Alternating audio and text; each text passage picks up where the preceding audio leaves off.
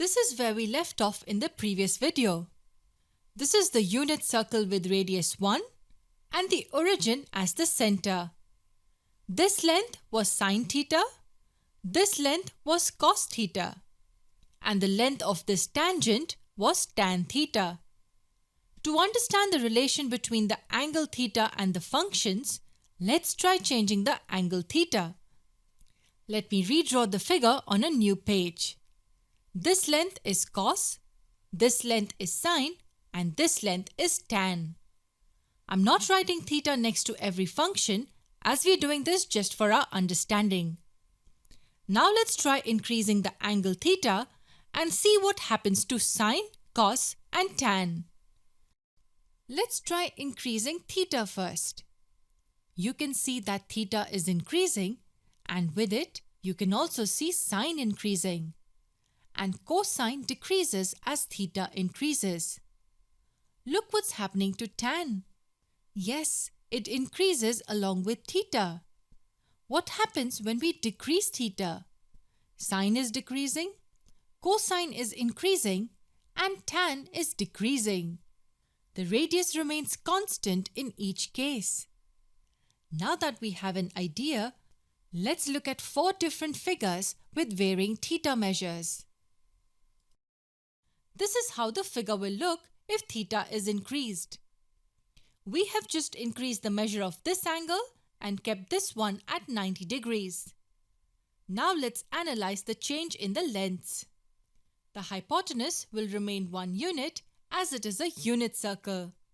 This length is sine theta, and we can see that it is increased in length as theta increased. This length is cos theta. We can see that this length decreased as the measure of angle theta increased. And since this point has moved upwards, the length of tan theta has also increased. What did we observe? As theta increased, sine and tan increased, but cos decreased. Now let's try increasing the measure of theta even more. This is how it will look. The hypotenuse still remains 1 as it is a unit circle. Sine has increased even more, and cos has decreased again. And the length of the tangent has increased as this point has moved further up.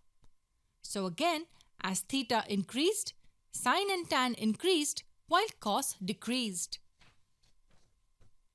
What if theta becomes 90 degrees? Yes, the triangle won't exist. It will look something like this. This length will be sine theta. If theta is 90 degrees, then sine theta will equal 1 unit as it becomes the radius of the circle. Cos theta becomes 0 and tan cannot be defined in this figure. So the unit circle tells us that as theta increases, sine and tan increase while cos reduces. What we just learnt is valid for the first quadrant of the Cartesian plane. But you can apply the same concept to all other quadrants. There is another important result that the unit circle gives us. Observe all the triangles. They are all right triangles. So according to the Pythagoras theorem, the hypotenuse squared will equal the sum of the squares of the other 2 sides. The hypotenuse squared in every case is 1 squared, which is 1. And the other 2 sides in every triangle are sine theta and cos theta. Hence we can say that sine theta squared plus cos theta squared will equal 1 squared, which is 1. It is written as sine squared theta plus cos squared theta equals 1. This is considered one of the most important trigonometric identities which was derived easily using a unit circle. Doesn't matter what the measure of theta is. Sine squared theta plus cos squared theta will always equal 1. Many people have a lingering doubt in their mind when they study this topic. What if the radius was 2? Will this still work? The answer is yes, it will.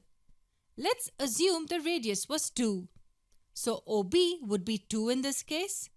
Sine theta would be AB by 2 and AB would be 2 sine theta.